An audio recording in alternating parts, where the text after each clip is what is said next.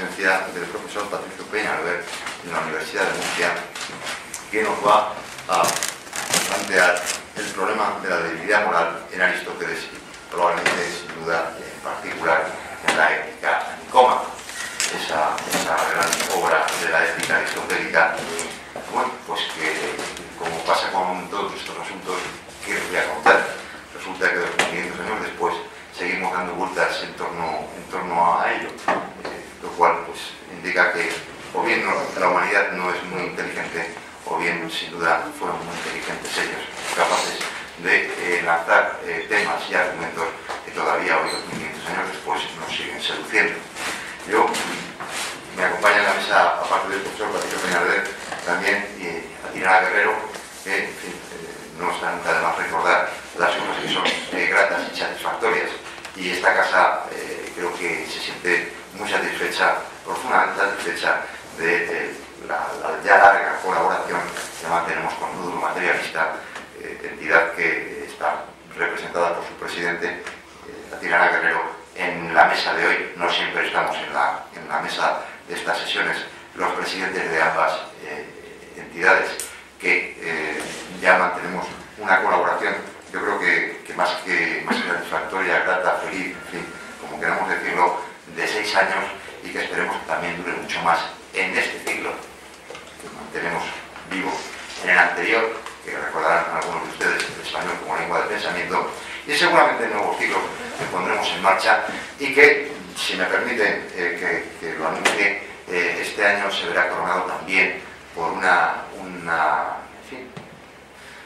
uno de estos hitos que vale la pena incluso que se conozca con algo de antelación. Ya en menos de un mes, para el 15 de junio, con ocasión de las celebraciones que tendremos en la casa, tradicionalmente hacemos una magna celebración que a mediados de junio, con motivo de las festividades de San Bernabé, pues le daremos una placa a la Fundación Gustavo Bueno, que tanto tiene que ver con Nódulo Materialista, que tanto tiene que ver con las personas que con Macarena colaboran con el Centro Riojano y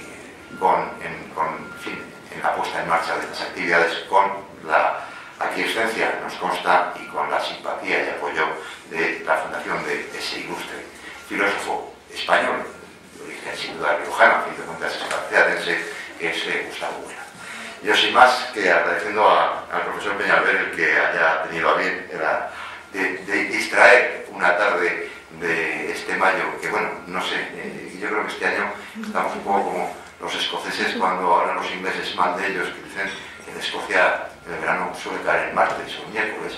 Aquí, a ver si hay suerte y la primavera cae el jueves o viernes, porque lo que está claro que el lunes y el martes no ha caído todo. Pero bueno, dándoles en todo caso las gracias al Nódulo Materialista, a Tirana y al profesor Peñalver, y desde luego a ustedes por acompañarnos, pues muy buenas tardes, y le paso la palabra a Tirana Guerrero para que haga la presentación del profesor. Bienvenidos. Muchas gracias, Pedro, por tus palabras, y además me congratulo por la noticia que acabas de dar. No soy quien para representar a la Fundación Gustavo Bueno, pero desde luego sí como para darte las gracias públicamente.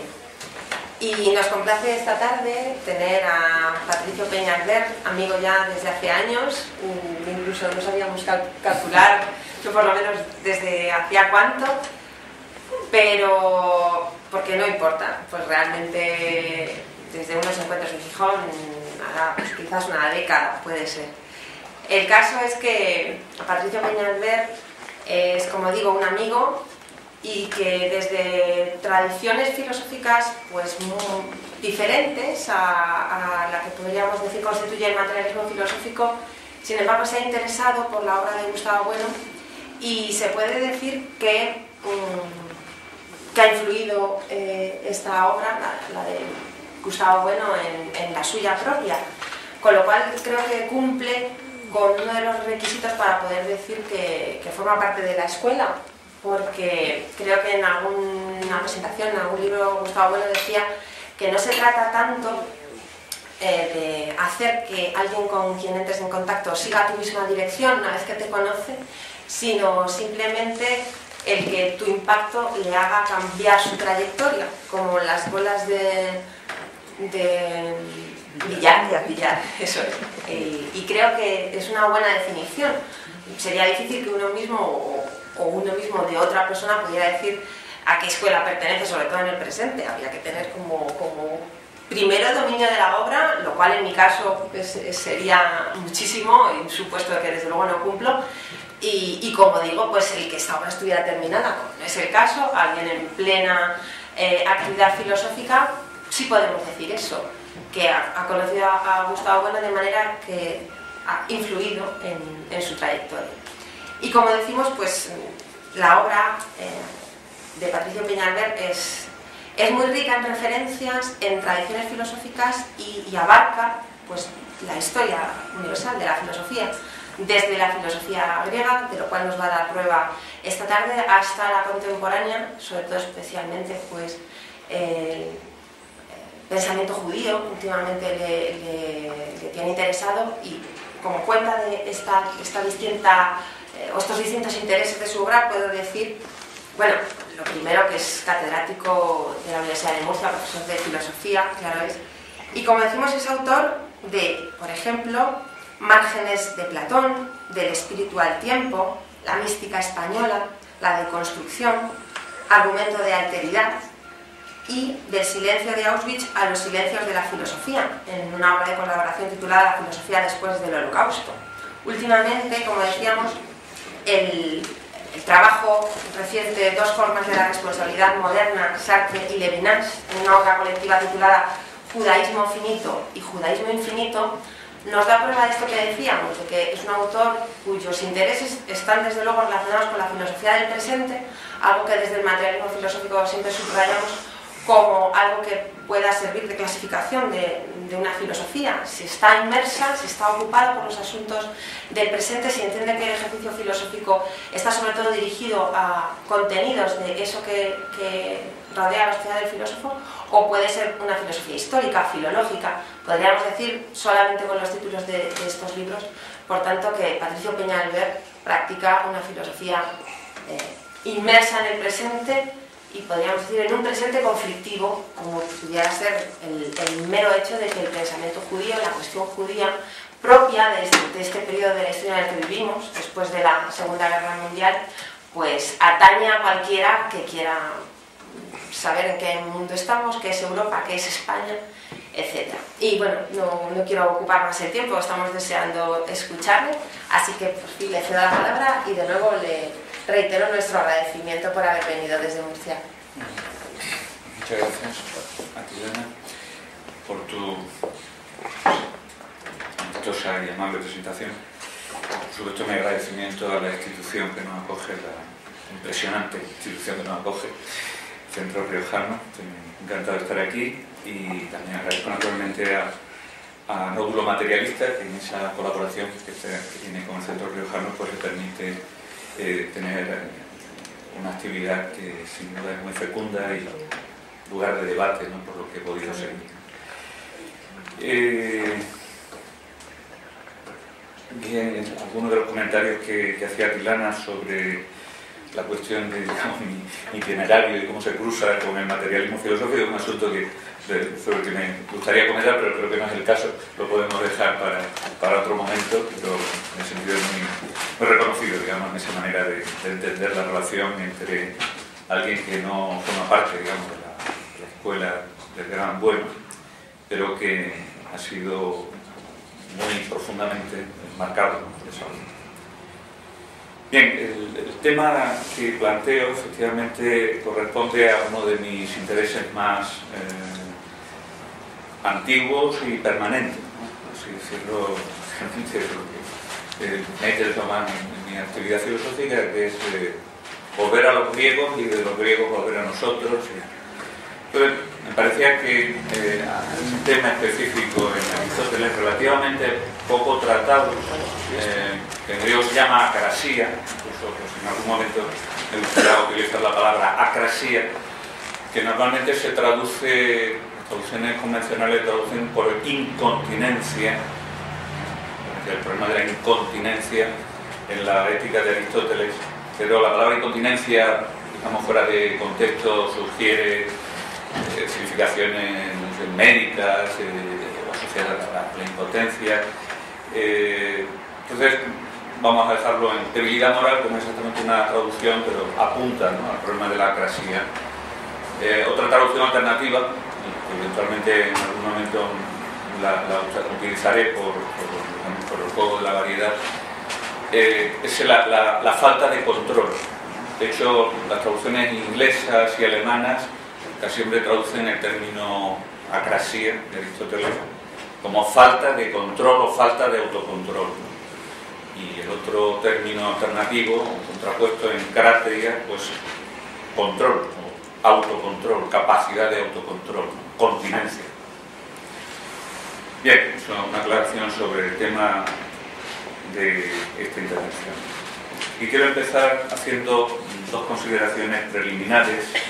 Primero, una toma de posición en relación a lo clásico, une a la famosa leitmotiv de este ciclo, y por otro lado una advertencia, o más bien una especie de autoadvertencia que me hago en público en relación con la forma de posición y mi objetivo. Lo primero, la toma de posición, como digo, es la cuestión de cómo abordar la relación con un clásico, como es patentemente el caso de Aristóteles o también Platón para la filosofía, porque diríamos, el lugar de Platón y Aristóteles para la filosofía no tiene parangón con ningún otro. La filosofía es el producto de Platón y Aristóteles.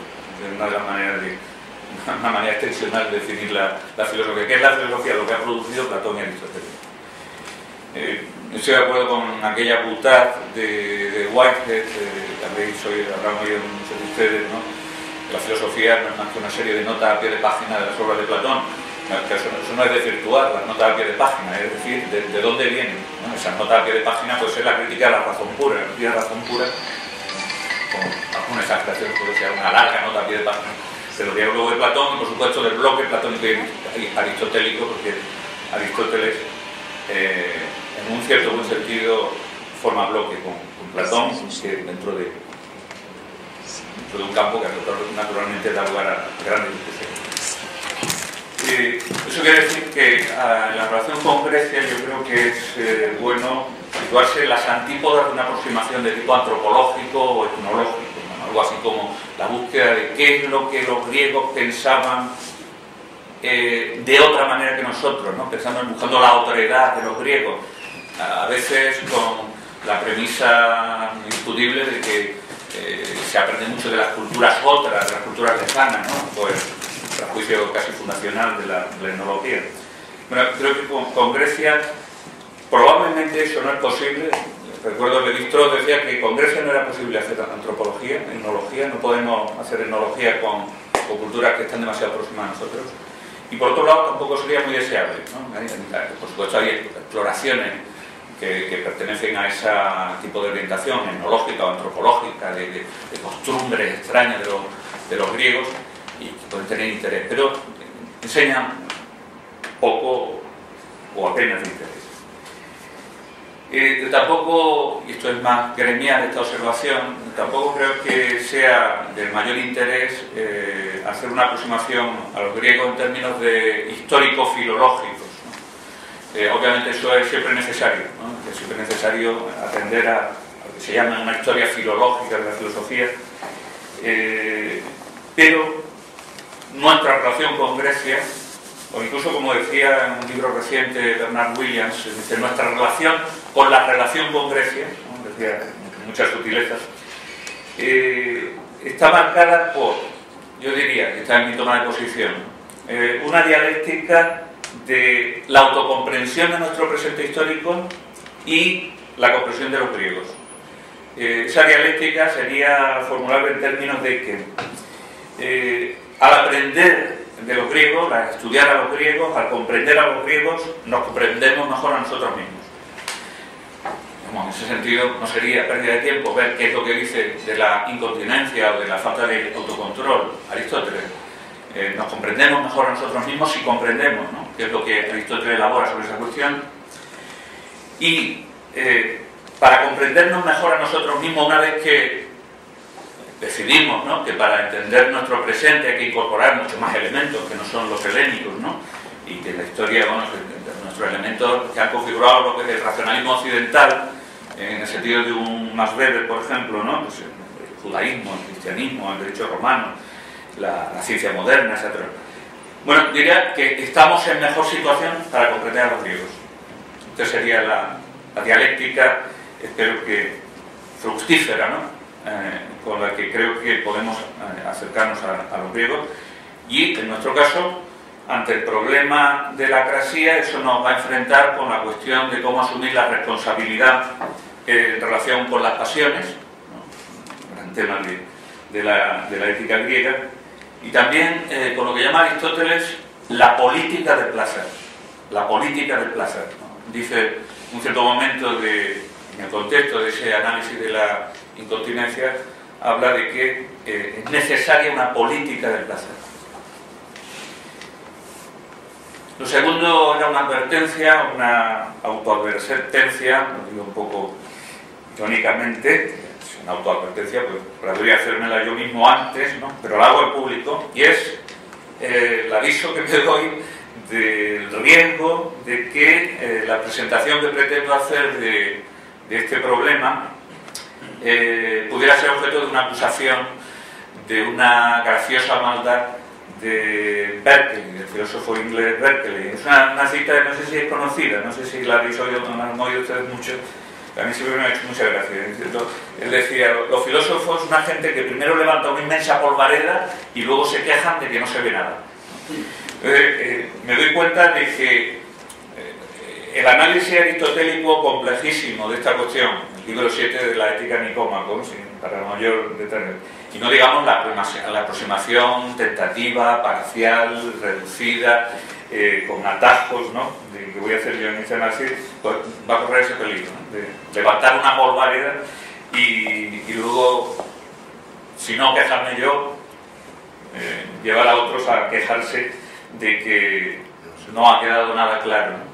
Bueno, frente a eso, por lo menos, hay que invocar que Aristóteles, a mí me gusta pensar que es el maestro de las distinciones esenciales mínimas, ¿no? Es decir, distinciones esenciales mínimas, distinciones que aparentemente son mínimas, pero que tienen un alcance trascendental, ¿no?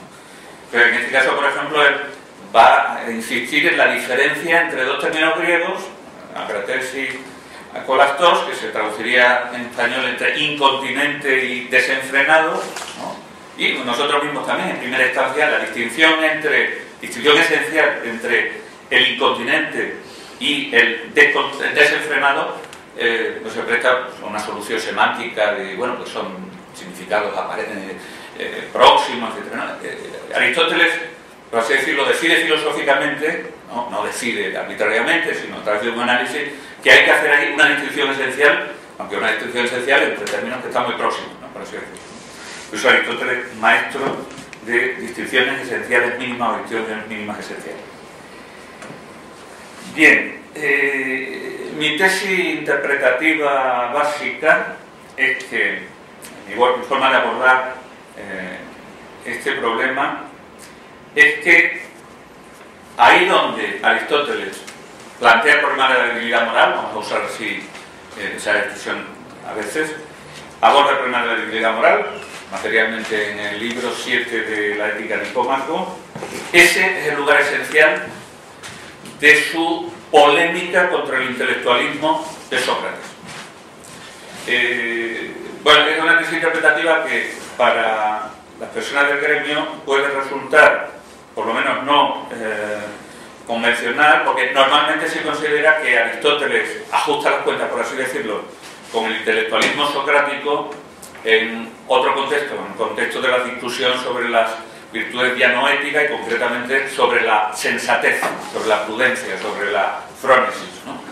Ahí se ve muy claro, porque efectivamente ahí Aristóteles discute con la tesis socrática según la cual las virtudes éticas no son más que partes de la virtud única que es la sensatez, la frónesis, la prudencia.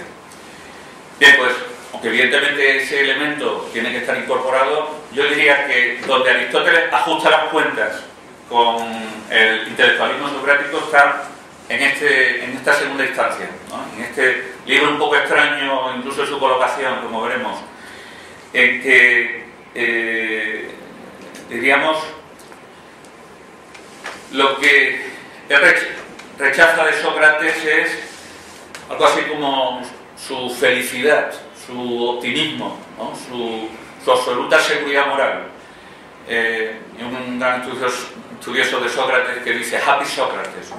Happy Sócrates, Blastos, ¿no? Realmente es el feliz. Happy Sócrates también justamente lo que irritaba a Nietzsche, ¿no? Nietzsche, el demasiado feliz, ¿no? Frente al que no entendía, por eso la verdad de lo trágico, etc. Bueno, pues Aristóteles va a hacer ver, digamos, que la seguridad moral de Sócrates, en que la unidad de la prudencia permite, digamos, mantener todas las virtudes éticas, eso no tiene base, ¿no? Si uno se acerca a ver las cosas directamente. De hecho, este texto veremos que se confronta con Sócrates directamente, porque Sócrates dice que no hay incontinencia, que no hay. No es que la interprete de otra manera, es que no hay, ¿no? Acrasia no existe. Entonces, esa es la tesis más fuerte antisocrática de Aristóteles. Se ve en que él dice que hay, y que además es muy relevante, algo que dice Sócrates, que es una palabra que no significa nada, que no tiene una referencia. La acrasia no existe. Eso aparece, como veremos, vamos, en la entrada del análisis de Aristóteles, pero luego en la totalidad del libro Aristóteles vuelve una y otra vez a una fórmula que es la de ser vencido por el placer. A veces los hombres no actúan de la manera, digamos, que resulta más adecuada de acuerdo con sus propios principios, sino que son vencidos por el placer. Bueno, esta es una expresión a la que Aristóteles vuelve una y otra vez para decir que sí, que eso ocurre con frecuencia en determinados tipos de hombres y en determinadas situaciones, siendo así que Sócrates, en el Protágoras, es decir, Sócrates y Platón, dicen que la expresión ser vencido por el placer es una expresión ridícula, ¿no? Y el odio es una expresión que no tiene sentido, autocontradictoria, no tiene sentido, es risible. Entonces Aristóteles reivindica, ¿no? ¿En qué sentido sí hay que darle un significado efectivo a ser vencido por el placer? Sí pasa eso de que el hombre es vencido por el placer.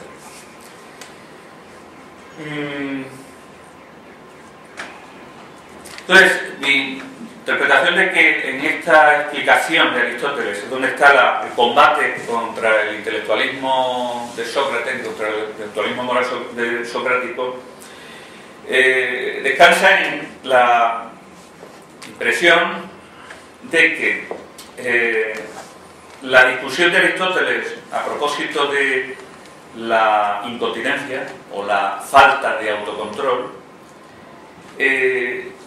incorpora elementos mucho más ricos que el que encontramos en la tesis de que la prudencia no es la virtud, sino solo una condición para las virtudes éticas, ¿no? La posición de Aristóteles es que la prudencia, frenesio, la sensatez es una condición de posibilidad de las virtudes éticas, pero no el conjunto de las virtudes éticas.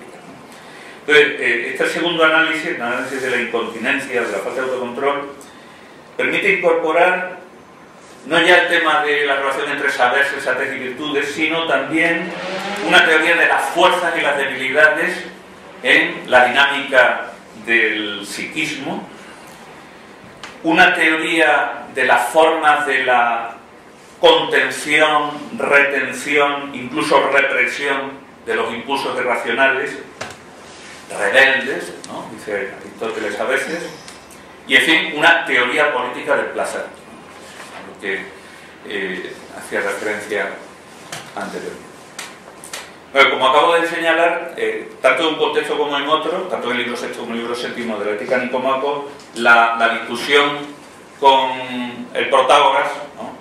Y especialmente en un pasaje muy leído del Protágoras, muy importante del Protágoras, y que se puede considerar que es expresión tanto del pensamiento socrático como del pensamiento socrático-platónico, sin que nos vayamos ahora a meternos en el berenjenal de los criterios para distinguir lo socrático de lo socrático-platónico, pero para esto sería relevante porque yo diría que la tesis fuerte de Protágoras es tan socrática como socrático-platónica, en relación a ese pasaje del Protágoras se refieren uno y otro, ¿no? Pero yo diría que todo el libro 7 es un debate contra ese pasaje, mientras que el contexto primero, el contexto de digamos de la crítica del concepto socrático de Fronesio de prudencia es digamos es más parcial, ¿no? Digamos, no ese es el gran objetivo.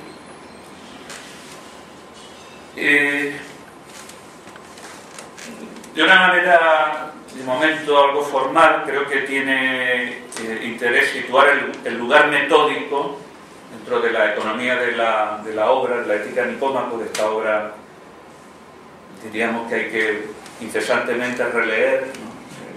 Realmente siempre encuentra uno algo nuevo en las relecturas.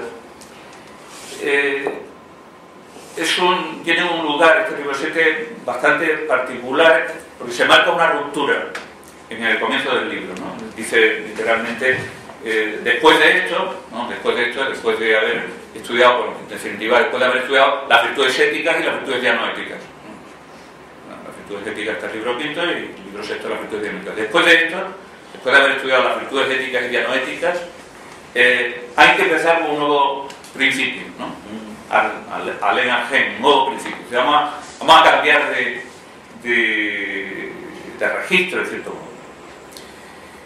Luego, por otro lado, después de ese libro, se diría que se reanuda el hilo con lo anterior. Lo que viene después es, como se sabe, los que han podido recorrer la Ética Nicómaco recuerdan lo que viene el Tratado de la Amistad, ¿no? El Tratado de la Amistad que se encadena perfectamente con el hilo de lo anterior, en la medida en que la amistad o es virtud o es algo que acompaña siempre la virtud, que había una continuidad. Y incluso podríamos pensar que este libro 7 podría haberse colocado tal vez después del análisis de la amistad, ¿no? Pensar como a lo que voy es a que en todo caso, digamos, se podría haber colocado ahí como libro 7 o como libro 9, pero es, por un lado podría considerarse un paréntesis. De hecho es interesante que en las exposiciones habituales de la ética de Aristóteles no es un tema, digamos, estrella, ¿no? Primero está la virtud, las virtudes, la prudencia, el tema de la vida contemplativa, el tema de la gracia. No digo que sea un tema desconocido, ciertamente, ¿no? Hay bibliografía infinita sobre el asunto si nos ponemos a buscarlo. Pero acaso, quizá en los últimos 15 años, cuando más ha habido un interés entre los estudiosos de Aristóteles por este tema, que estaba ahí un poco aparcado, y como digo, el propio Aristóteles sugiere, ¿no? que va a hacer un paréntesis, ¿no? Ahora vamos a hablar de otra cosa como... el caso es que yo, sin embargo, considero que no debe ser entendido como un paréntesis, sino como un interludio necesario, ¿no? Es un interludio necesario. Recuerda un poco la Fiction de Trachtung de Max Weber, ¿no? Que también en la gran secuencia de los tratados de sociología de la religión incorpora, al final del primer volumen, una consideración intermedia, ¿no? Y ahí coloca realmente su tesis filosófica más potente sobre los problemas del racionalismo occidental. Bien, pues creo que a pesar de esa cierta extrañeza inicial de su colocación, este es un texto que conviene estudiar detenidamente, y conviene hacerlo porque hace ver, yo diría, la relevancia que tiene lo negativo, lo fallido, incluso la falibilidad del sujeto humano en relación con el ethos, ¿no? En relación con el carácter moral, con el carácter ético. Por eso, yo diría, forma parte esencial de la Ética Nicómaco, ¿no? No se podría prescindir, ¿no? de ese capítulo para entender la Ética Nicómaco. De hecho, uno entiende mejor todo lo demás si lo relee a partir de ese libro. Y naturalmente una de las cosas que pasa, ¿no?, como siempre cuando uno relee un libro a partir del privilegio de un motivo, cuando uno tiene ese motivo, el de la encráteria, incluso en términos de términos, ¿no?, en términos de ciertas palabras, ¿no?, como acrasía, va localizando en lugares estratégicos que aparecen, ¿no? Muchas veces, curiosamente, los traductores se despistan y traducen mal. Se les olvida lo importante que es para Aristóteles no traducir acrasia por ejemplo, interperancia, ¿no? Porque eso es una distinción mínima pero esencial. Entonces, esa es digamos, la justificación de la importancia. Es interesante que muchos intérpretes, sobre todo de línea filológica, consideran que este es un capítulo añadido o más bien interpolado posteriormente por discípulos, ¿no?, como si no hubiera sido escrito por Aristóteles en la secuencia continua de ese curso, ¿no? La Ética de Nicómaco en su conjunto se puede ver como que tiene una gran continuidad. Entonces eso parece, a algunos filólogos le ha parecido que hay elementos para pensar que eso es un texto pues, no anterior, ¿no?, que esto lo escribió y alguien lo colocó ahí. No es totalmente contrario, ¿no?, a esa hipótesis pseudofilológica. Los que lo justifican dicen que en ese libro hay un tratado del placer, un tratado sobre el placer, precisamente el que es introducido cuando Aristóteles dice hace falta una política del placer, el político tiene que tener una teoría, digamos, adecuada sobre el placer. Ese tratado sobre el placer es diferente del tratado sobre el placer que nos encontramos al final, en el libro 10, ¿no?, y que es más interesante por otro lado, ¿no?, desde el punto de vista del análisis filosófico de lo que es el placer. Esa explicación es completamente insuficiente. Evidentemente, una obra filosófica no pierde coherencia por el hecho de que aborde el mismo tema en contextos diferentes y evidentemente diga cosas diferentes. No dice cosas contradictorias, ¿no?, aunque alguno ha querido buscar que hay una contradicción sobre lo que dice sobre el placer en un sitio y en otro. Creo que no la hay. Yo diría aún más, es decir, en realidad no hay dos tratados del placer en la Ética de Nicómaco, hay tres, ¿no? El primero está desarrollado en relación con la moderación, con la virtud de la moderación. La virtud de la moderación, en consecuencia del vicio de la intemperancia, de la inmoderación, del desenfreno.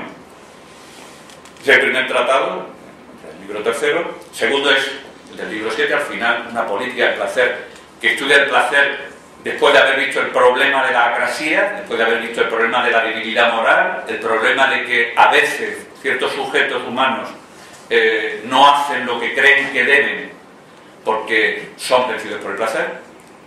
Y el tercer tratado, el tercer contexto, es un estudio del placer, por así decirlo, en sí mismo, desde la perspectiva de si el placer es el bien supremo. ¿Es el placer el bien supremo? Eso le lleva a un análisis, digamos, el más teórico, ¿no?, del placer. Bueno, no solo en relación con que el libro 7 hay que encajarlo dentro de esta coherencia, yo diría que la Ética Nicómaco tiene una unidad profunda, formal. A mí me gusta decir, exageradamente, que Aristóteles la escribió, por así decirlo, con la rapidez de una pluma que nos permite comparar a que la Ética Nicómaco salió de sus manos como Palas Atenea del cerebro de Zeus, ¿no? Como, de repente, es todo lo contrario de una obra trabajosamente hecha. Evidentemente, ahí se acumula todo el saber, ¿no?, de Aristóteles, pero eso es como eso es la obra maestra de Aristóteles formalmente, y tiene una unidad que se puede analizar, ¿no? Por decir que primero está el estudio de cuál es el bien supremo, ¿no? Es decir, realmente cuál es el bien supremo practicable, puesto que estamos en la filosofía práctica, cuál es el bien supremo practicable, es una disquisición básica, ¿no?, en el libro primero. Ahí se plantea la hipótesis de que hay tres tipos de vida desde los cuales respectivamente se formula qué es el bien supremo, a saber, el tipo de vida típicamente político, del político griego, el tipo de vida del hedonista, en el sentido, diríamos, incluso vulgar, y el tipo de vida del filósofo o del hombre contemplativo, teorético. Entonces, el bien supremo, según el político, es la práctica de las virtudes políticas. Y realmente, prácticamente la totalidad de la ética nicómaco materialmente lo que hace es describir las virtudes éticas que, bueno, para Aristóteles son virtudes políticas. La valentía, la generosidad, todo son virtudes políticas. No es inconcebible ninguna otra virtud que no sea política. Son las virtudes del ciudadano, de la polis, ¿no? Que en realidad, bueno, esto es muy sabido, ¿no? Realmente Aristóteles no tiene una ética. El nombre propio de esto sería una política. Es política, sería la primera política. El libro más propiamente político de Aristóteles es la Ética Nicómaco, más que el que se llama, por razones editoriales, la política, ¿no? Este libro es más político que la política, por así decirlo, más fundamentalmente político, ¿no? Está más en los fundamentos de la política, ¿no? Que el libro, la política. Entonces, prácticamente la totalidad del libro se dedica a eso, y en ese contexto Aristóteles, sin embargo, se ve obligado a hacer esa aclaración sobre la debilidad moral.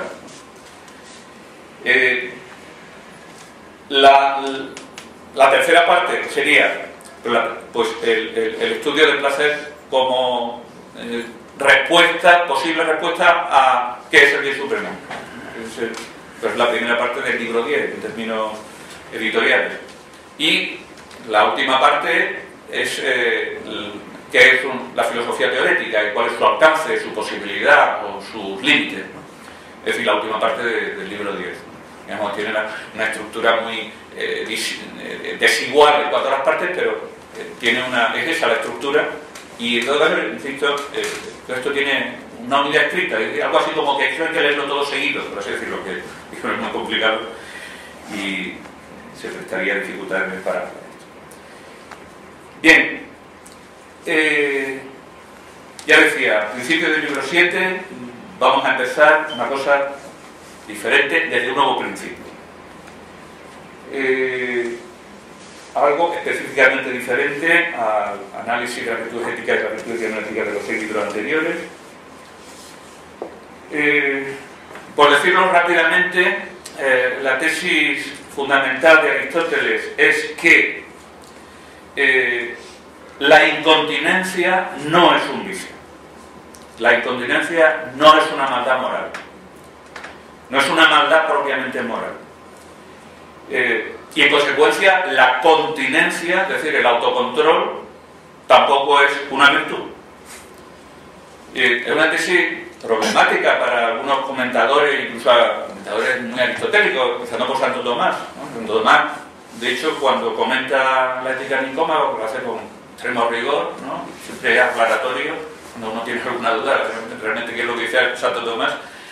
Pero si luego vamos a la suma teológica, él dice que sí, que la incontinencia es un vicio y que el autocontrol, la encratría, es una virtud, ¿no? Es decir, que Santo Tomás, digamos, no pasa por ahí, no acepta eso, ¿no? Pero eso tiene que ver con el cristianismo. En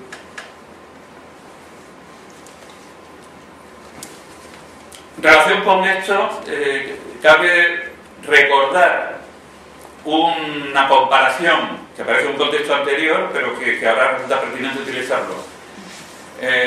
Aristóteles, como de paso, habla de la vergüenza, de la eidos, un tema importantísimo en la historia de la ética mundana griega, de las reflexiones de los poetas griegos. El primer documento importante de la ética griega es un pasaje del canto 24 de la Ilíada, donde Apolo le recrimina a los demás dioses lo mal que se están portando con Héctor, ¿no? Está dejando que Aquiles ultraje su cadáver, haciéndole dar vueltas, ¿no? En torno a su carro, en fin, en la locura, ¿no? De este Aquiles por la noche. Apolo toma la iniciativa de recriminar a los demás dioses que no tengan en cuenta el aidos de Héctor, ¿no? Y el aidos y el Helios, ¿no? Y también el sentido de piedad, ¿no? El sentido de piedad, el sentido de vergüenza. El tema de la vergüenza está asociada a la reflexión ética, otro lugar, precisamente en el Protágoras, pero ahí no hay que situarlo tanto en el nivel de la filosofía platónica, sino más bien en el nivel en que Platón sitúa a Protágoras el sofista. Protágoras el sofista, en el famoso mito, dice que en un cierto momento, para fundar la posibilidad de la civilización, hace falta que Zeus envíe a través de Hermes a Dike y Aidos, ¿no?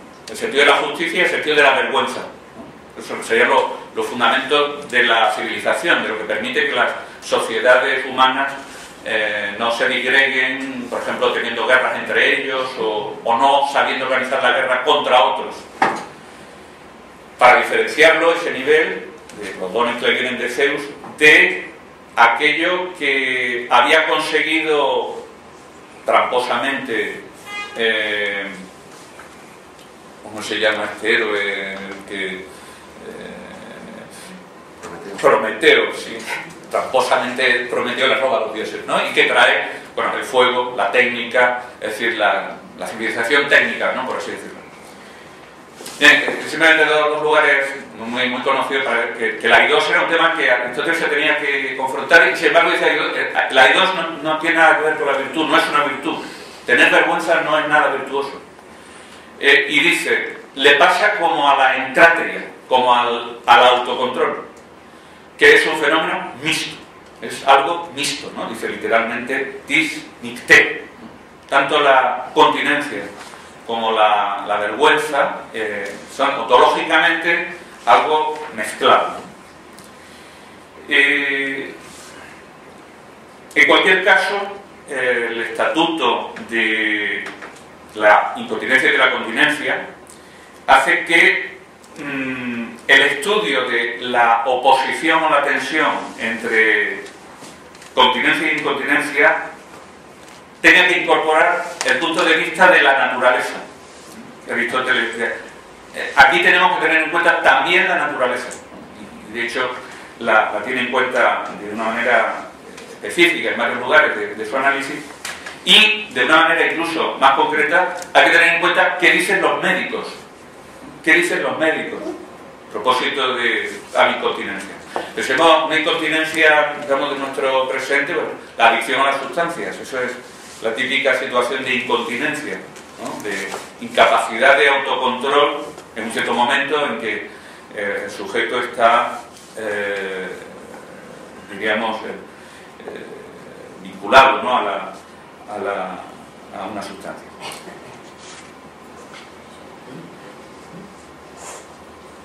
De tal manera que incluso, de la misma, así como la virtud ética y su contraria, el vicio, están relacionados con la elección, con la proairesis, la incontinencia es comparable a una enfermedad. En algún momento lo dice abiertamente, es como una enfermedad. Es decir, Aristóteles se toma en serio, ¿no? Frente al happy Sócrates, ¿no? Frente al Sócrates que tiene una absoluta seguridad y que es imposible, ¿no? Que alguien que vea el principio de lo que tiene que hacer no lo haga. Aristóteles se toma en serio el hecho de que algunos individuos, ¿no? En algunas ocasiones, pueden tener pasiones tan vehementes que no consiguen reprimirlas, no consiguen contenerlas, ¿no? E incluso que el continente, el que se autocontrola, lo que hace es mantener a las pasiones a las que controla en una tensión, por así decirlo, difícil. He sido en época muy lector de Freud, se me viene a la cabeza que el acratés aristotélico es el sujeto con una represión fallida. El encratés es el sujeto que consigue que la represión triunfe. De hecho, es interesante que Freud diga a la represión que triunfa solo podíamos llegar a través de la represión que falla, a través de la represión fallida, ¿no? Es decir, llegamos a las represiones a través del análisis de los lapsus, ¿no? O a través de ese momento, digamos, en que se baja la guardia, la censura del superego en el sueño, etc. Y de una manera paralela, interesantemente, Aristóteles dice que, diríamos, el camino del conocimiento de esa oposición entre continencia y continencia tiene que pasar primero por el análisis de la incontinencia, ¿no? Primero lo fallido, lo negativo. Dice, es una circunstancia, en cierto modo, se puede ver hasta materialmente. Es decir, realmente de la continencia no habla casi nada. Casi todo el tiempo está hablando de la incontinencia, ¿no? Es como, realmente, de hecho, la primera frase del libro dice: hay 3 cosas que hay que rehuir, ¿no? De las que hay que rehuir en relación con el ethos, en relación con el carácter ético, ¿no? El carácter que son, por supuesto, el vicio, ¿no? Es decir, la maldad moral corriente, por así decirlo, lo opuesto a la virtud, la agresión, la incontinencia, y la bestialidad, ¿no? La bestialidad, la brutalidad, creo que es mejor decir bestialidad, ¿no? Es decir, el tipo de comportamiento que implica una salvajada, ¿no? Es decir, pues, esas costumbres que tienen algunos bárbaros de comerse a sus propios niños, ¿no? Entonces dice, bueno, esto es muy raro, aunque muchos bárbaros hacen cosas de este tipo, ¿no? Y de hecho, dentro de este libro hay un capítulo, digamos, el capítulo así más etnológico de Aristóteles, en que se refiere a esas costumbres bárbaras, ¿no? Pero me quería referir a este punto, a esta enunciación de que los rehuibles, el vicio, la incontinencia y la bestialidad, porque eso es lo que preside todo el libro, ¿no? Sus reflexiones sobre la esencia de cada una de ellas y la diferencia entre cada una de ellas. La bestialidad a Aristóteles le interesa poco, entre los griegos esto es muy escaso, aquí entre nosotros esto no pasa, ¿no? Falta unas enfermedades muy raras para que podamos encontrarse con eso. Los bárbaros, eso no nos interesa. En cambio, la diferenciación entre el vicio y la incontinencia, esa requiere grandes, digamos, consideraciones. Y esa es la que... Pero en los 3 casos empezamos por lo negativo, ¿no? Por el vicio, la incontinencia o la bestialidad. Que eso contrasta muy fuertemente con todo lo que ha sido hasta ahora, ¿no? El enfoque aristotélico, que ha sido orientado precisamente por la excelencia, ¿no? Por lo excelente, ¿no? La arete. Digamos, dentro de un campo que está polarizado entre 2 formas negativas, el principio fundamental es la arete, ¿no? Es decir, la valentía, lo que permite organizar el campo polar entre donde están los 2 extremos de la cobardía y la temeridad, ¿no? O para la templanza, pues la virtud de la templanza es el punto de referencia, ¿no? A partir del cual se puede entender esa polaridad de extremos negativos o viciosos ambos, que son la intemperancia y la insensibilidad. O por decir un ejemplo menos conocido, pero que es también interesante porque también muestra, digamos, la amplitud y el detalle del campo fenomenológico de la atención ética de Aristóteles, el buen humor, la eutrapelía, eso es una virtud ética, ¿no? La eutrapelía, el buen humor, que es una forma de excelencia del ethos frente a la bufonada, ¿no? La actitud que hace chistes fuera de lugar, el bufón, y del áspero, ¿no? El antipático, ¿no?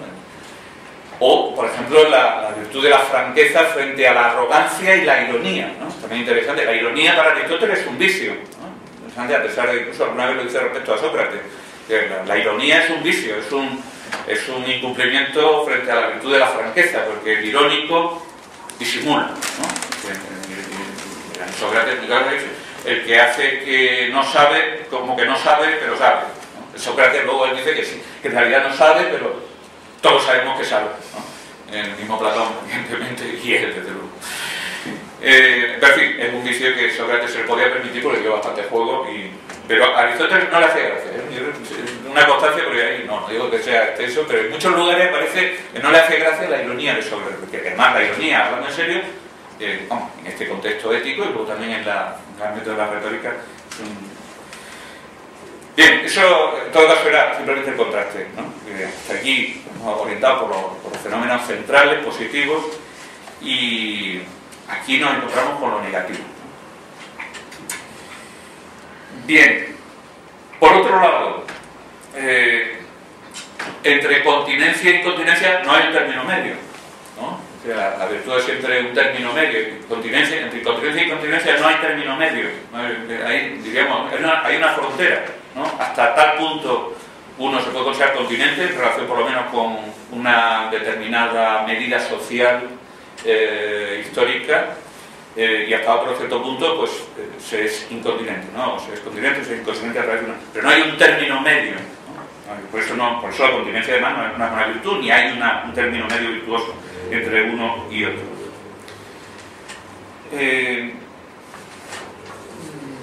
Veo que pasa el tiempo y como si no entramos en materia, pero quiero insistir en el aspecto de nuevo negativo. Es un poco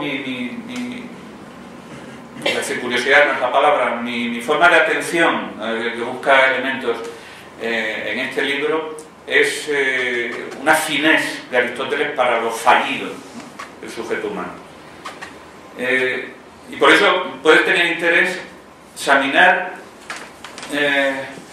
la contraposición entre la bestialidad, ¿no?, he dicho que le interesa poco, pero por lo menos dice algo, la bestialidad y lo contrario de la bestialidad, que es la heroicidad, ¿no?, la virtud sobrehumana, ¿no?, la virtud heroica. Es decir, el bestial es el hombre que está por encima del hombre y se hace semejante a las bestias. El héroe, ¿no?, como Héctor, por ejemplo, pues es el que está por encima de la virtud humana y se hace virtuoso a un nivel divino. Bueno, pues precisamente pone el ejemplo de Héctor y reproduce las palabras del padre de Héctor, ¿no?, Príamo, que dice: no pareces hijo de un padre humano, ¿no?, él, que es su padre, ¿no? Dice, no pareces hijo mío, ¿no?, si pareces hijo de un dios. Es decir, Héctor evidentemente es humano en todos los sentidos, de todos los, digamos, dentro del juego de la épica de la Ilíada, así como Aquiles, ¿no?, un personaje mucho más discutible, ¿no?, digamos, menos positivo, por así decirlo. Él tiene por lo menos una parte de sus genes, vienen de la parte divina, ¿no?, de Tetis, de la diosa menor, digamos, que acompaña a Hera, y entonces pues él es divino, ¿no?, que es mortal, pero tiene una parte divina, ha sido engendrada por su madre Tetis.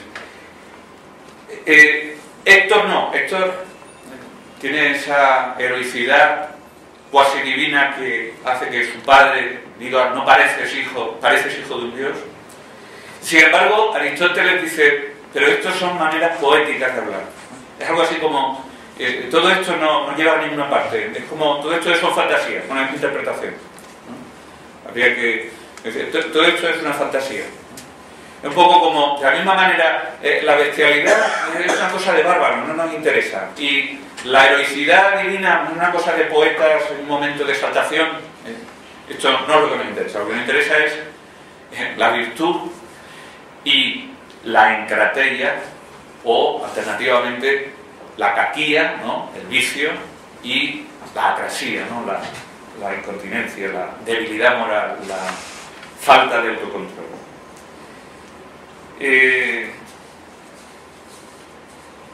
Aristóteles, a pesar de esa indicación de que este es un tema que nos obliga a incorporar elementos naturales en el análisis ético, sin embargo, acepta y reitera, como hace en muchas ocasiones a lo largo del ciclo Nicómaco, ciertos dispositivos metódicos, como hay que describir los fenómenos claros, hay que establecer cuáles son las aporías, ¿no?, las dificultades fundamentales en relación con cada campo, poner a prueba las endoxai, ¿no?, las opiniones generalmente transmitidas, las opiniones que tienen un peso tradicional, la tradición, y finalmente hacer una especie de jerarquización de esas opiniones tradicionales de forma que resulte coherente, ¿no?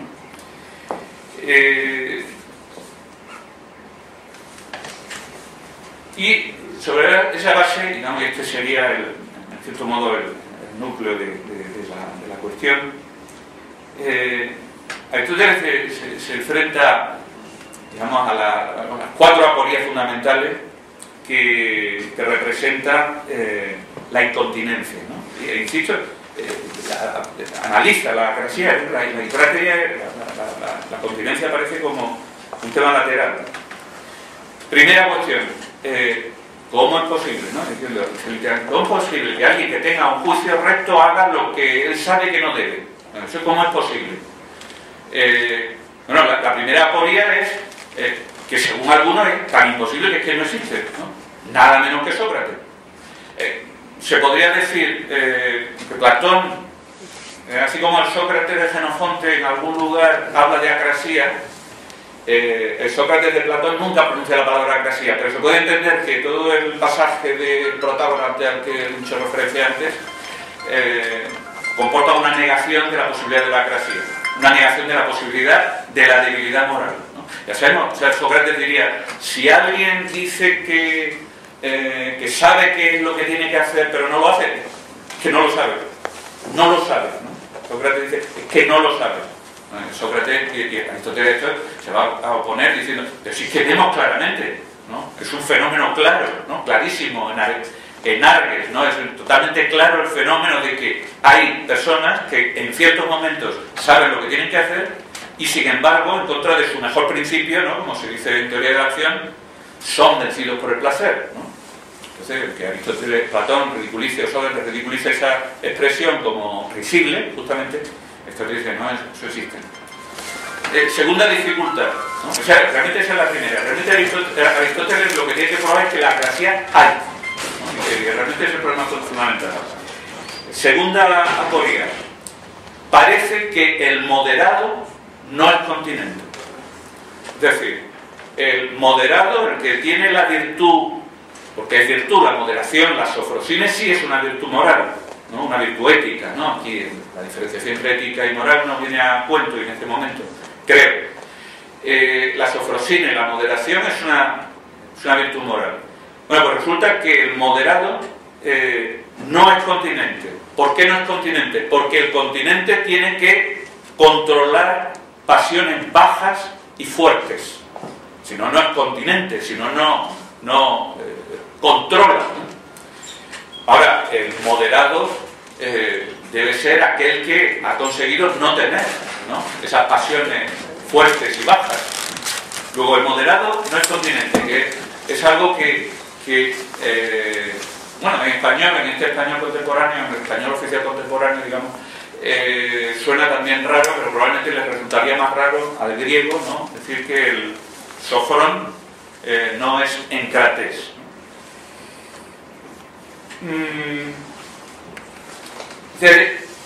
Parece chocante porque, digamos, no sería ya que no es lo mismo, sino que es contradictorio. No, el modelo no puede ser continente. Otra paradoja, otra aporía, es, tercera, que parece que es mejor el licencioso, ¿no? El desenfrenado, que el incontinente. ¿Por qué? Porque al incontinente no se le puede decir qué es lo que tiene que hacer porque él ya lo sabe, ¿no? Esto dicen, no lo dice Aristóteles, pero dice Aristóteles que se dice que aquel que no es capaz de controlarse, a ese no tiene sentido decirle no bebas tu séptimo whisky, porque ya lo sabe, ¿no? En el caso de que tenga la adicción de un alcohólico, él ya lo sabe, ¿no? Incluso lo puede formular, lo puede decir, ¿no? Pero sin embargo, un médico diría, no, es que no lo puede evitar. En cambio, al licencioso, es decir, al que hace algo deliberadamente, vamos, si se le aclara que eso que está haciendo deliberadamente pues, va en contra de algo que le pueda hacer a él reflexionar, pues sería más accesible. Es decir, que el licencioso sería mejor que el incontinente porque el licencioso sería más receptivo. Dice Aristóteles que se dice. Luego hay un problema que vamos a dejarlo aquí completamente de plano, es que el incontinente sin más, es decir, el continente en sentido absoluto, dice la pregunta de Aristóteles, ¿hay un incontinente sin más? ¿Un incontinente en sentido absoluto? O bien se puede decir que todas las incontinencias son incontinencias en algún respecto. De hecho, se habla también de incontinencia en la búsqueda de ganancias, por ejemplo, o incontinencia en la búsqueda de la victoria, ¿no? O incontinencia en la cólera, ¿no? Incontinencia en la cólera frente a un ultraje. A eso se le llama también incontinencia, en español también, ¿no? Alguien que se encoleriza, lo consideramos incontinente, lo explicamos en términos de incontinencia, y lo mismo en el griego. Sin embargo, dice Aristóteles, la incontinencia propiamente dicha, o la incontinencia en sentido absoluto, es la que se refiere a los placeres del cuerpo. La delimitación, ¿no?, en la que vamos a insistir aquí, le servirá a Aristóteles para, a través del contraste entre las incontinencias impropias, por así decirlo, la incontinencia de la búsqueda de la victoria, la búsqueda de dinero, por ejemplo, o la cólera, en qué son diferentes de la incontinencia propiamente dicha, ¿no? De un procedimiento de distinciones esenciales mínimas, ¿no? Como me gusta decir respecto a Aristóteles.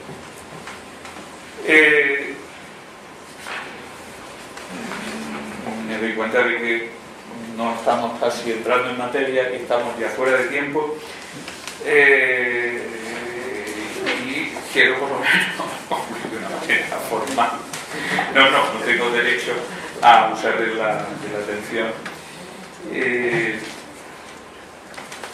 Vamos a ver, no hacer cálculos de tiempo. Sí. Bueno, ¿me permiten 5 o 10 minutos? Sí.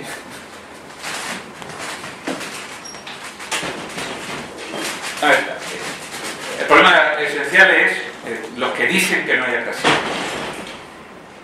Aristóteles, así, me permite a lo mejor el pasaje esencial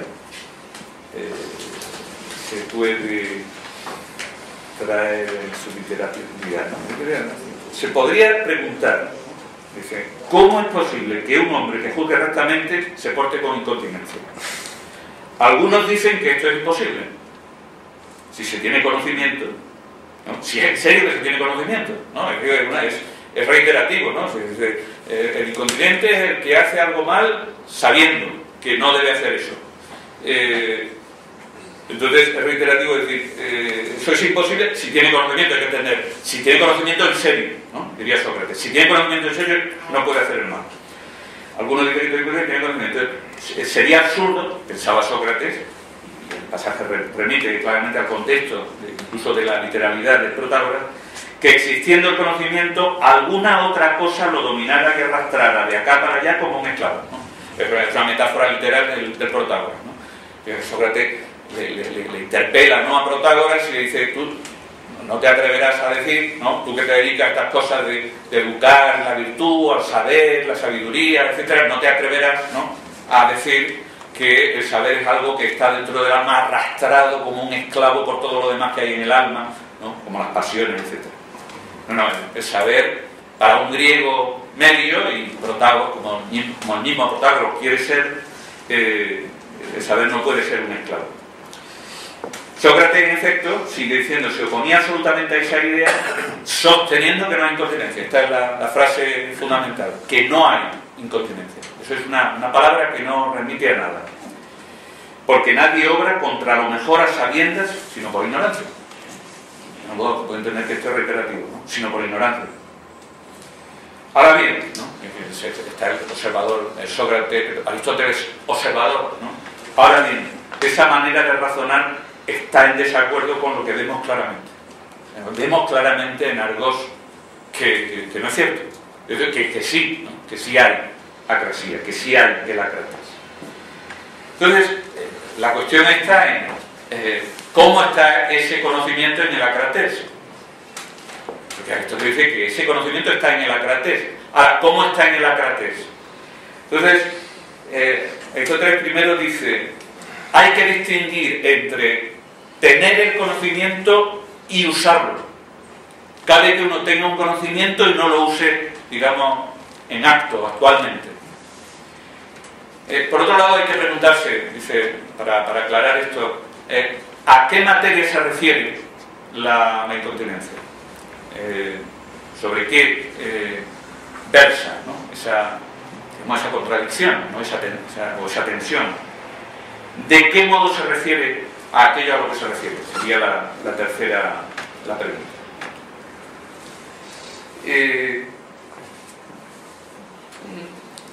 Aristóteles, no digo que pasa deprisa, pero resuelve que no vale utilizar el argumento de que a veces no es que esté en contradicción lo que hacemos con lo que sabemos, sino con lo que opinamos. Es decir, que ahí no habría tanta contradicción. Aquí puede decir, es contradictorio que yo sé que no debo tomarme este pastel porque soy diabético y puedo tener una crisis, y entonces hay que decir, eso es imposible, que el que lo sepa, digamos, en esas condiciones, pues se toma ese pastel, se pone en peligro directo, inmediato su vida. Pero si solo lo opina, es decir, ha oído decir, ¿no? Ha leído que punto de salud que los diabéticos no deben tomar, lo opinan. Entonces algunos dicen, eso no había contradicción. Bueno, pero esto dice, eso es irrelevante, esa diferencia, ¿no? Y entonces se refiere a que el grado de fuerza que tiene una opinión puede ser tanto mayor que el de saber. Y se refiere un poco irónicamente a Heráclito, que decía con una absoluta contundencia cosas que él opinaba, ¿no? Por eso este es un asunto que sí, digamos, en la teoría de la acción moderna, en los filósofos de la acción le dan mucha relevancia a esa cuestión, la diferencia entre opinión y saber. Aristóteles eso lo considera muy secundario, ¿no?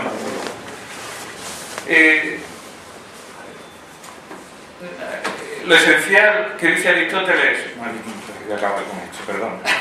No, vamos a... Sí, no, pero es que no está bien que no concluya. ¿Que siga? Bueno, y los nobles optimistas. Dice, hay dos maneras de explicar este asunto de que tenemos el conocimiento pero no lo usamos. Una es recordar la estructura del argumento en que hay una premisa universal y hay una premisa práctica. Entonces, la premisa universal, los dulces son malos, incluso mortalmente peligrosos para los diabéticos, como se puede considerar, por poner un ejemplo que todos podemos entender en este contexto. Entonces, ese saber universal, ¿no? Ese saber que está en el nivel universal, dice sobre ese, dice Aristóteles, ese no es arrastrado como un esclavo dentro del alma del sujeto. Pero en cambio, aquí hay un dulce, evidentemente acompañado con el deseo de lo dulce, ese conocimiento es arrastrado por la pasión, ¿no? Dice Aristóteles como observador, ¿no? Ahí, no siempre, evidentemente, ocurre a veces que algunos sujetos caen en esa situación de ser vencidos por el placer. No es una expresión ridícula, no es una expresión geloion, lo dice varias veces Aristóteles. Y el segundo procedimiento quizás es, digamos, más rico, aunque Aristóteles desgraciadamente lo desarrolla muy poco, que es la analogía de la situación de la incontinencia con 4 situaciones que son exactamente la de estar dormido, que está dormido, tiene un conocimiento, pero evidentemente no lo usa, ¿no? Curiosamente podemos recordar otra vez a Freud. Segundo, el loco. De hecho, Aristóteles dice que hay ciertas formas de incontinencia, que se refiere sobre todo a formas de sexualidad excesiva, que llevan al sujeto a estado de locura transitoria. Entonces, la comparación con el loco estaría sugerida además porque, digamos, por una similitud, digamos, más de contenido. Pero las analogías estas son formales, que en la incontinencia el conocimiento, un cierto nivel de conocimiento es arrastrado como un esclavo por todos los demás del alma, ¿no? Por las pasiones, como el dormido, el loco, el ebrio y el hipocrités, es decir, el actor. Es decir, una situación, el ebrio, dice, un ebrio puede decir lo que dice, diríamos, sin actualizarlo, ¿no? Puede, digamos, el contenido intelectual de lo que dice el ebrio puede ser perfecto, ¿no? Pero él no lo usa, ¿no? Y quizás se ve todavía más claro en el hipocrités, ¿no? El hipócrita, vamos, que es donde viene la palabra hipócrita, pero que significa actor, ¿no? De hecho, creo que habría que buscar en la retórica, porque es donde se estudia más específicamente el arte del actor. El hipocrités, evidentemente, recita una cosa sin serlo, ¿no? Es decir, el curso de Otelo es exactamente del celoso, pero evidentemente es un actor, ¿no? Entonces tiene esa... Y él, una especie de comparación, de las comparaciones, dice, es como el que utiliza algo que está escrito como sustituto de la ciencia. El hecho de que alguien sea, eso es también un sustituto de la realidad de la ciencia, ¿no? Lo escrito que refleja, documento, digamos, que efectivamente refleja una actividad científica, ese documento, incluso la posibilidad de leer ese documento, saberse ese documento, ese conocimiento, digamos, no es equivalente al conocimiento científico auténtico, que se ha visto que requiere mucho tiempo, en cambio para aprenderse ese documento no hace falta más que un pequeño aprendizaje, etc. Bien, digamos, esa es la respuesta de Aristóteles, no sé si muy satisfactoria, digamos más técnica, la de que el modo en que está el conocimiento en el acratés, ¿no? Tiene esa dualidad, o esas comparaciones, ¿no? Esas cuatro comparaciones, el acratés es como el dormido, el loco, el ebrio o el actor. Como decía, una forma de afinar, ¿no? En el sentido del acratés, que por así decirlo se le escapa, ¿no? Y de hecho Aristóteles parece que ha resuelto el problema, pero se da cuenta de que no. Y después de un excursus, por así decirlo, etnológico, pronto en el capítulo 5, pues se dedica a describir costumbres bárbaras, quizás con el enlace de que son como formas de incontinencia extrema. El caso es que vuelve a la incontinencia, pero en la última parte del libro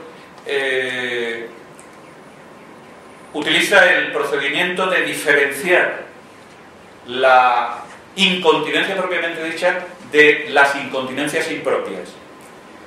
Especialmente se fija en la incontinencia de la ira. Hace un análisis de la ira, del thymos, un asunto importantísimo, ¿no? para los griegos.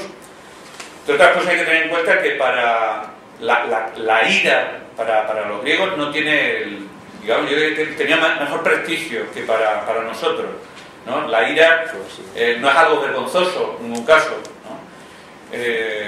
Iba a decir que la Ilíada empieza con la historia de una ira, pero no es exactamente así. Empieza con, no es el thymos, sino el menin, es algo así como, es una forma de cólera un poco más negativa, es el rencor, ¿no? Canta odiosa, ¿no? La cólera, ¿no? De todas formas, muchas veces traduce el menin, que empieza el libro de la Ilíada, es el rencor, canta odiosa el rencor, ¿no? Pero también la cólera, ¿no? Y aquí le he presentado como un granero.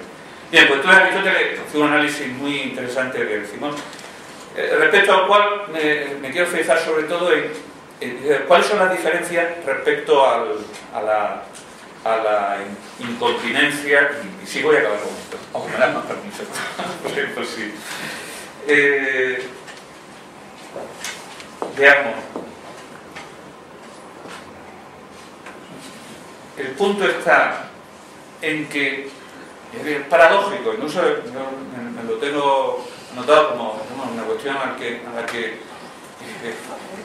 digamos, nos parece fácil, digamos, ¿no? Llevarle incluso entender lo que quiere decir. Entonces, la diferencia esencial entre la incontinencia del colérico y la incontinencia del propiamente dicha, del incontinente, es decir, del incontinente en relación con los placeres corporales, es que el incontinente colérico es desoculto, es manifiesto, ¿no? Dice literalmente, las traducciones son bastante desconcertantemente diversas y digamos uno de los pasajes yo diría que muestra hasta qué punto esto requiere nuevas lecturas, ¿no? Dice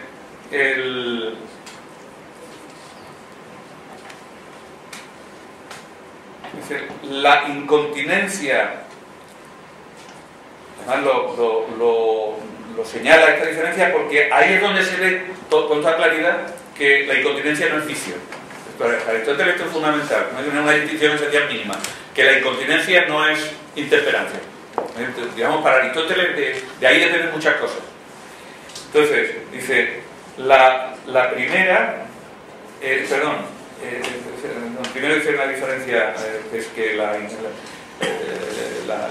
licencioso es como una enfermedad crónica y la incontinencia es una enfermedad episódica, discontinua.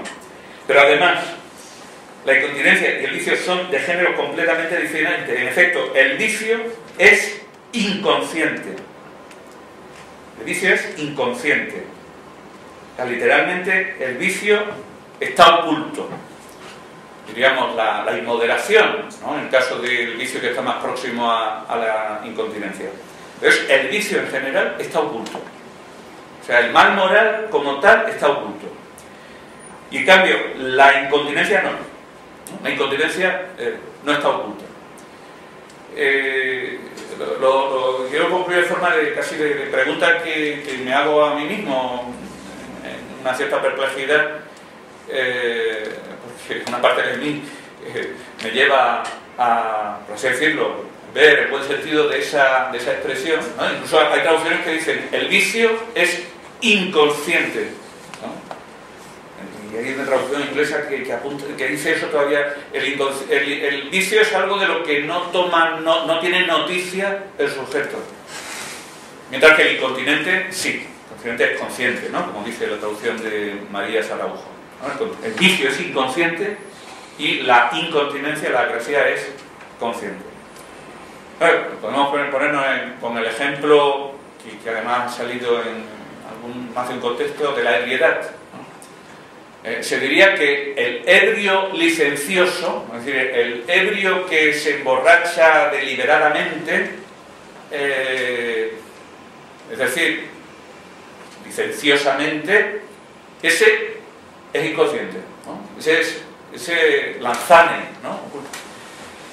Mientras que el ebrio, digamos, porque ha llegado a devenido, ¿no? Digamos, su relación con una sustancia o con el alcohol, ha devenido enfermedad y tiene incontinencia, incapacidad, ¿no? de autocontrol, esa no es oculta, ¿no? Es manifiesta. Aristóteles está claro que piensa que es mejor lo que no se oculta que lo que se oculta, ¿no? No hay ninguna valoración del secreto en Grecia, ni siquiera de la virtud secreta. Por ejemplo, de la humildad es imposible, impensable en el mundo griego, y creo que la clave está en que es impensable para un griego una virtud secreta, ¿no? Cosa que, por ejemplo, en el cristianismo no digamos que es reconocida, sino en cierto modo es una clave fundamental, ¿no? La humildad es una virtud por definición secreta, ¿no? Yo creo que es impensable para un griego. De hecho, piensa, la ironía es una falsa humildad, ¿no? Es una falsa modestia, es disimular que uno, hacer como que uno no sabe, pero sabe, etc., ¿no? Es un jueguecito. Se puede permitir a Sócrates por la fecundidad de su juego, ¿no? Pero, bien, entonces digo, esa es la parte por la que el buen sentido, uno puede ver el buen sentido de esto, ¿no? Sobre todo si uno lo ve en la lógica de lo público, de lo que se desoculta en Grecia, ¿no? El vicio se oculta y la incontinencia, que no es tan mala como el vicio, se desoculta, por lo menos se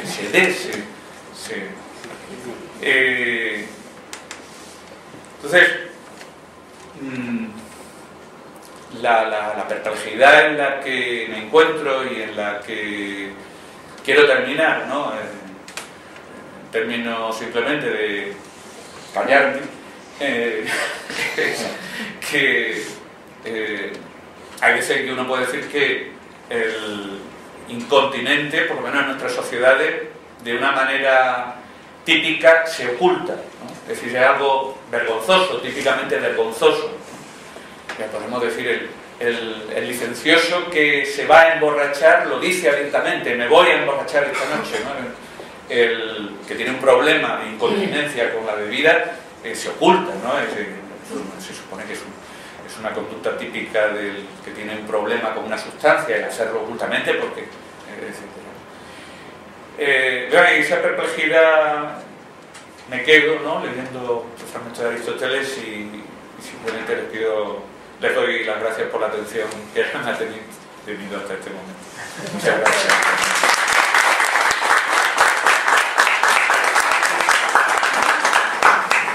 Pues muchas gracias, Patricio, porque la verdad el asunto da para el tiempo que has tenido, y seguramente da para mucho más. Ciertamente estas cosas, como bien sabemos, aunque no pueden terminar porque es un debate inacabable, sí que deben tener un término por razones evidentes, ¿no? Como es costumbre en la casa, yo creo que es el momento de, bueno, en fin, recopilar un poco lo que se ha planteado, el tema de esa debilidad moral en Aristóteles y concretamente en la ética Nicómaco. Pues si hay alguna clase de intervención, de aportación, sugerencia o pregunta, pidiendo desde luego concisión y brevedad, pues que digan ahora los que quieran intervenir, porque cerramos esto. Hay una petición, ¿alguna más? Dos, bueno, pues hay tres. Adelante, por favor. Muy bien, pues gracias, Pedro, y agradecer en primer lugar, por supuesto, a Patricio Peñalver de esta tan erudita intervención, que es verdad que hay que reconocer, y tal vez por ello esas excusas por el empleo del tiempo y que no se acaba de concluir, etcétera, no corren buenos tiempos para la erudición historiográfica vinculada a la filosofía. Fernando, perdona, para que se oiga en la grabación, ¿podrías por favor levantarte y así utilizas el micrófono? Perdona, que no tengamos No pasa nada. alcance. No pasa nada. ¿Se me oye Sí. ya o...? Sí, adelante. Yo te decía que te acercaras al micrófono, pero que a lo mejor gritando directamente se oye. Sin problema. Vale, estupendo, muchas gracias. Pues nada, como decía, muchas gracias en primer lugar.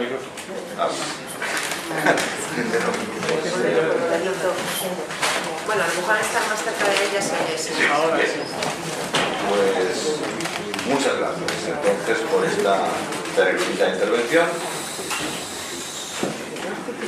Y es verdad, como estaba apuntando, que claro, pues no corren los mejores tiempos para la historiografía filosófica y en fin, para estas disquisiciones que tienen que manejar con gran rigor el aparato filológico. Es, como sabemos, una herramienta absolutamente imprescindible para el análisis filosófico, pero hay que decir que, por supuesto, el análisis filosófico tenga que ir, como se ha intentado, más allá. Y entonces, claro, entre las muchísimas cuestiones que podrían plantearse, debería sencillamente formular dos preguntas. Una se refiere, claro, a este carácter que tiene Aristóteles de miembro de una familia de médicos, este carácter también de un apasionado investigador en el campo de la biología, y por lo tanto también de la misma medicina. ¿En qué medida entonces la temática de la incontinencia, tal como la aborda en el libro séptimo de la ética Nicómaco, nos está situando en un problema médico que además hoy por hoy, hasta donde alcanzan mis conocimientos, tampoco tiene una resolución clara, ni mucho menos? Y no solo además ya en la incontinencia propia, sino también en la incontinencia impropia, es decir, en la cólera, y no ya en la cólera que se desencadenaría una, podemos decir, justificada ofensa, sino incluso cuando es completamente arbitraria. Esto en primer lugar. Entonces, ¿en qué medida Aristóteles, por lo tanto, si se está oponiendo a ese intelectualismo socrático, es porque está haciendo valer, digámoslo así, el peso de la biología, de la corporeidad humana en la dinámica de los afectos y de las mismas ideas, claro. Y bueno, y en segundo lugar, claro, ya una referencia, digámoslo así, un poquito, si se me permite, pues para filósofos, y que tiene que ver, claro, con las similitudes que podemos encontrar entre este planteamiento de Aristóteles, que podríamos decir, desde la perspectiva apuntada por la importancia que se da al fundamento de la ciencia médica, o también de la biología incluso, porque la medicina quedaría como una pragmática, más bien, ¿verdad? Tendría esto también entonces similitudes con ese peculiar racionalismo antiintelectualista que también encontramos en Spinoza, cuando nos dice cosas tales como que una pasión no puede ser vencida por una idea, sino solo por otra pasión que la sustituye. Muchas gracias. Como le quedan un poco de tiempo, mirar, por favor.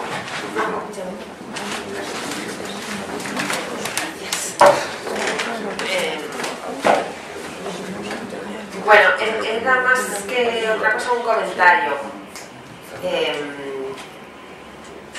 Desde el materialismo filosófico, a lo mejor es algo arrogante que yo lo diga así. Voy a decir mejor tal como yo lo entiendo desde las armas del materialismo filosófico. Y es que esta idea de Aristóteles, según la cual es tan importante esta negatividad, se resolvería, claro, decir que se resuelve es como decir, venga ya, hombre, no es que se resuelva, pero la idea de persona del materialismo filosófico permite tener una consideración dialéctica de su propia constitución, y entonces yo creo que la diferencia entre Platón y Aristóteles, yo soy platónica, sería la diferencia entre el progresus de la persona y el regresus. Entonces, digamos que Aristóteles está incidiendo en la necesidad en todo lo que tiene la acción de crítica. Entonces, en ese sentido tiene Sócrates razón, o Platón, al decir que no hay debilidad. Claro, desde el progreso, es decir, en la acción, ¿no? Porque lo que haces es acción, hecho está. Entonces, el momento del regreso es necesario. En eso incide Aristóteles, pero bueno, esto es así como muy echado para adelante. O sea, esta diferencia entre el progreso y el regreso de la persona, la consideración dialéctica de estos dos momentos, como componiendo necesariamente, es decir, no dando solamente de la persona la idea de que es siempre acción o progreso, sino esa necesidad de regreso, digo yo, podría solucionar algo esto. Pero vamos, es para andar por casa. Pero perdón, el momento igual no lo he explicado bien, ¿no? El momento de la necesidad del regreso, sí, en este contexto, el progreso es el paso a la acción. Sí. Y el regreso. Sí, o sea, sobre todo, más que explicar a Aristóteles, explicaría a Sócrates, pues perdón. Se trataría de que tiene razón Sócrates o Platón al decir que no hay debilidad moral porque la persona se define por lo que hace. Por lo que hace. Entonces, siempre es fuerte. Es decir, da igual, aunque podamos emitir un juicio moral, entre comillas, de que lo que hace está bien o mal, pero lo hace, eso es ella. Entonces, sea para hacer el mal o el bien, ya son criterios externos. Realmente tú, haciendo lo que haces, te estás constituyendo como tal. Y es un bien, en el sentido de que eres tú, digamos, y no te puedes arrepentir si entendemos el arrepentimiento como no querer hacer lo que has hecho, porque lo has hecho. Claro, yo desde una postura platónica igual estoy eliminando el propio problema, pero creo que de ahí se deriva el que Sócrates-Platón, con guión, Sócrates-Platón pueda decir que no existe problema de la vida moral, porque están definiendo el comportamiento de la persona, digamos, a la praxis, desde lo que se hace. No sé, igual... Sí, no. concluir el turno yo mismo, me gustaría apuntar, creo que no voy a extender nada porque algo se ha planteado también por la tirada de lo que a mí me interesaba sacar, y también en parte creo, no sé si lo he entendido bien, me temo que también tiene algo que ver con lo que presentó Fernando Lasso. Sí, completamente, claro. Todo planteamiento reduccionista estaría en el fondo reconociendo el momento regresivo. Entonces es la caída, es lo que dice Gustavo Bueno, el encharcamiento en la subjetividad. Si tú te estás condoliendo, autocompasión, si tú lo único que te fijas es en tus fallos, pues claro, acabas no actuando. Y la psicología, claro, como muy cercana en sus modos públicos de hetería, de salvación, ¿no? En cuanto que Freud, el ejemplo de Freud, ¿no? Gustavo Bueno ponía el ejemplo de la teoría soteriológica con Freud, viene a hacer norma de la propia autocompasión, del propio chapoteo en la subjetividad. Entonces todo queda completamente, lo que ha dicho Fernando es perfecto. Continúo. Entonces, me ha hecho recordar pues, uno de los grandes, por así decir, rasgos característicos de la tragedia griega, que es esa idea de ibris, ¿no? Que siempre es el exceso que de alguna manera comete el héroe, ¿no? Y que le va a arrastrar después a Edipo, esa pasión por el saber de sí y de su progenie, pues le arrastra, en fin, a lo que luego todos sabemos, o a otros, ¿no? En fin. ¿Qué razón tendría esa idea de acrasia que se plantea en la moral aristotélica con la idea de ibris de la tragedia? Bien, pues gracias por las preguntas y a la intervención primera de Fernando Lasso.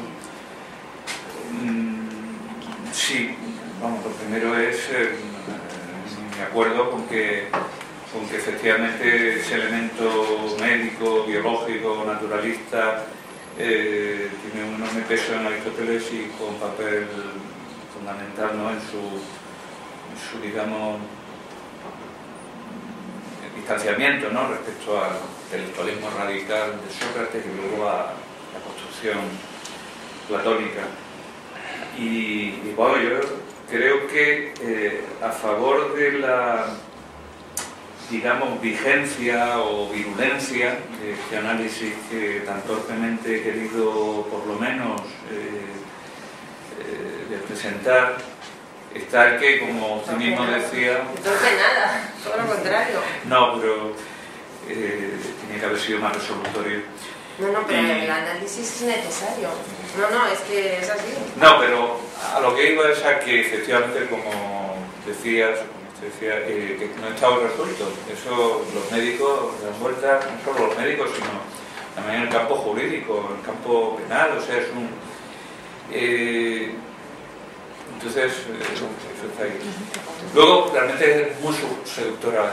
Spinoza nos encanta a todos. O sea, Spinoza es como decía Bergson, creo que decía Bergson, sí, ¿no? Que decía, uno tiene un filósofo y Spinoza, ¿no?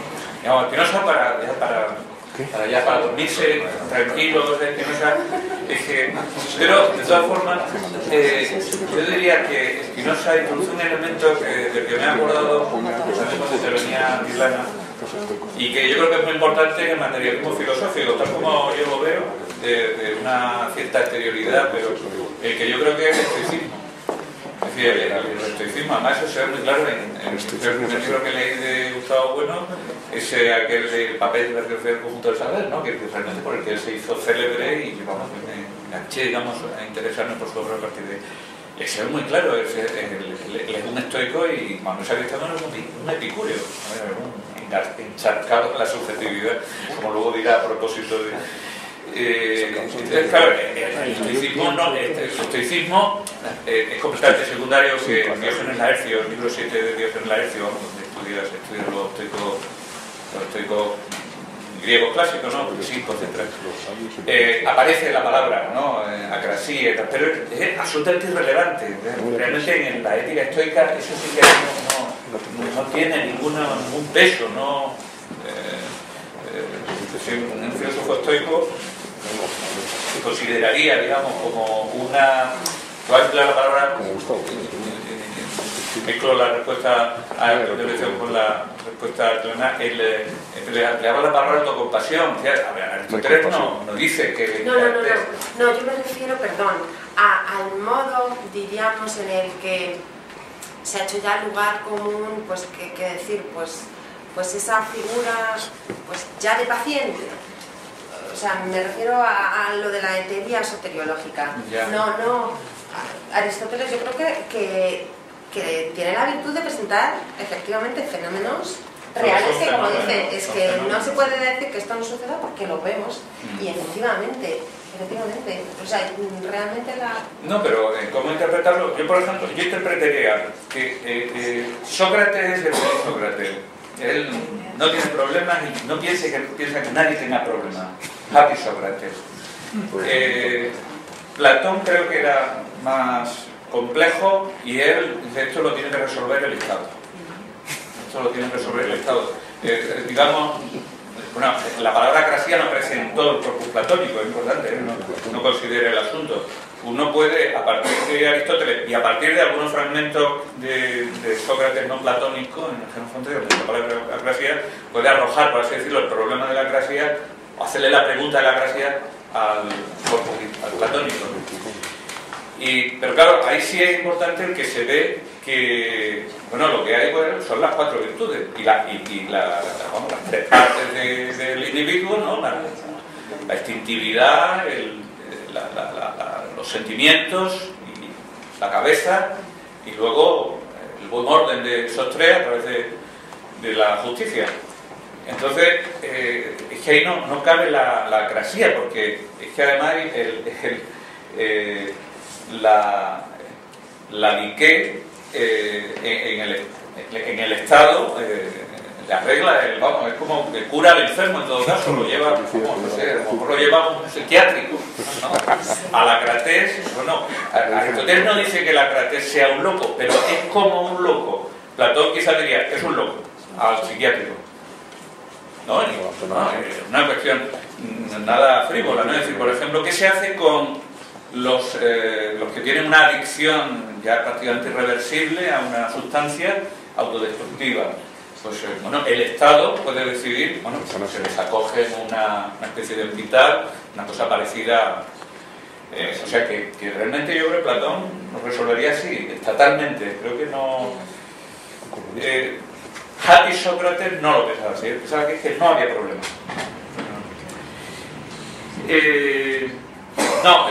Pero lo de Spinoza es interesante, lo de que, claro, una pasión se combate con otra pasión, ¿no? Es como que es la...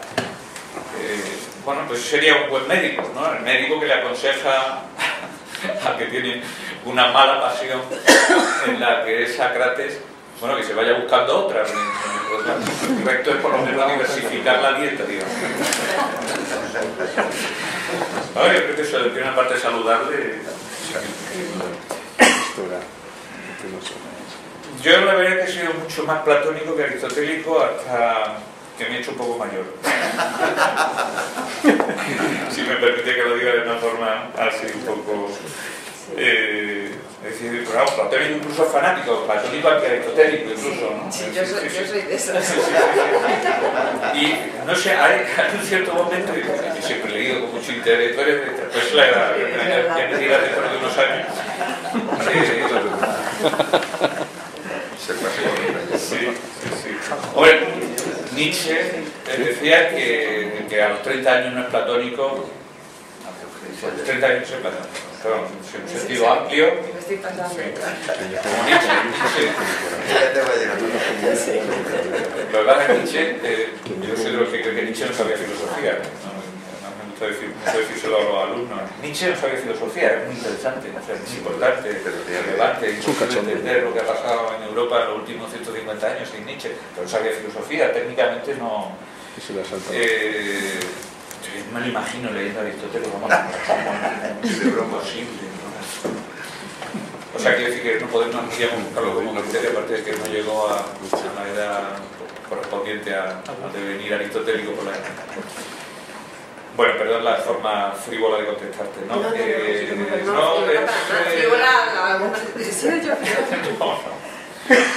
de todas formas, reconozco que no acabo de entender exactamente el tema del regreso que tenía que contestar. Sí.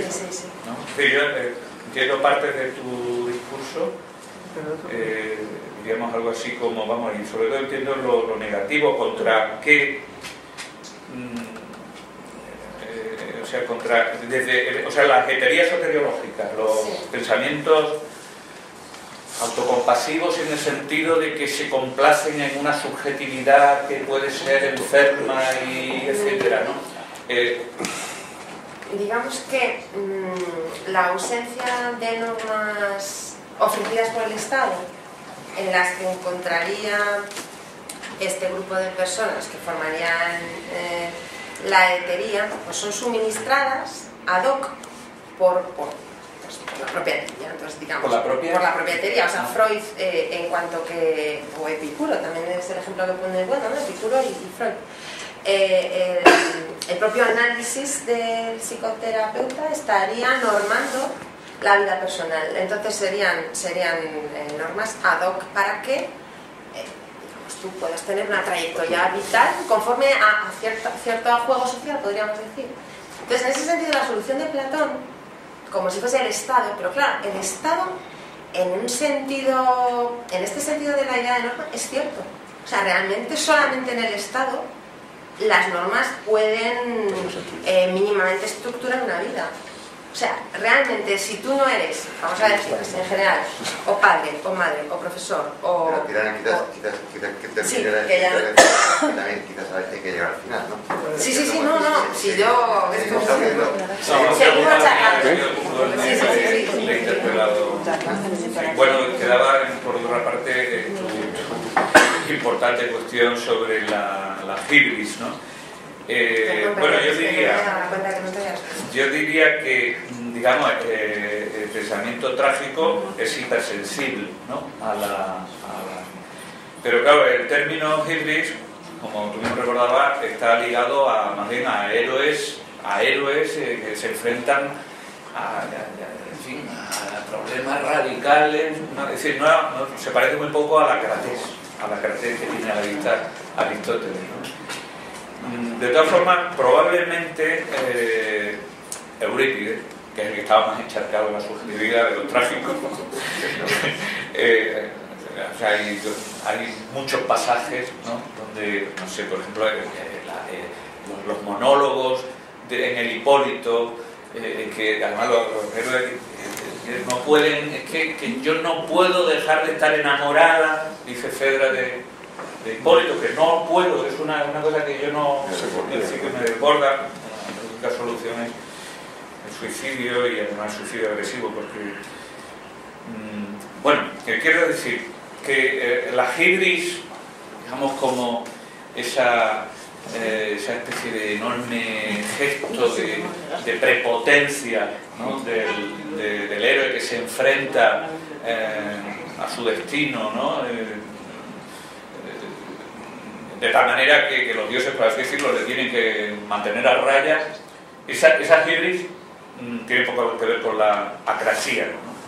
Pero el tipo de reflexión que hace la tragedia en su fase más reflexiva, justamente, ¿no? La de Eurípides, ahí hay un material enorme que digamos, se podría buscar. De hecho, Aristóteles cita mucho en ese libro a los trágicos, especialmente a Eurípides, ¿no? Lo cita mucho Eurípides, o sea que, vamos, que es una vía. Hay un libro, no sé si conoces, precisamente de este Bernard Williams al que aludí al principio, que se llama Vergüenza y Necesidad en la Grecia antigua. Y es el tipo de análisis que la orientación de Bernard Williams no es muy afín a la mía, digamos, más bien analítico, etc. Pero el tipo de reflexión que hace sobre el problema de la eidos y del destino en Grecia, yo creo el tipo de reflexión que hay que hacer con los griegos, ¿no? Porque es un continuo, eso de comprenderlos a los griegos y a través de comprender a los griegos comprendernos a nosotros. Entonces es como ese viaje de ver qué es lo que dice Homero, Eurípides, porque sobre todo Es que sobre todo se refiere a la tragedia.